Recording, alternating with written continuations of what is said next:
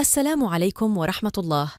الجزائري حسام عوار أسقط الحكم أرضاً بطريقة غريبة، ثم تحول إلى طبيب وقام بعلاجه قبل البداية. اشترك بالقناة واضغط على زر لايك للفيديو ليصلك كل جديد. لقطة عجيبة جداً أثناء مباراة نادي روما اليوم، حيث أراد حسام عوار أن يأخذ الكرة من لاعبي الخصم، ولكن الحكم كان يقف في وجهه، فحدث أغرب تصرف من اللاعب الجزائري. حسام عوار قام بدفع الحكم بكل قوة وأسقطه على الأرض بطريقة مؤلمة جداً، ولكن ابن الجزائر بكل روح رياضية قام بعلاج الحكم على الفور لكي يتمكن من مواصلة التحكيم.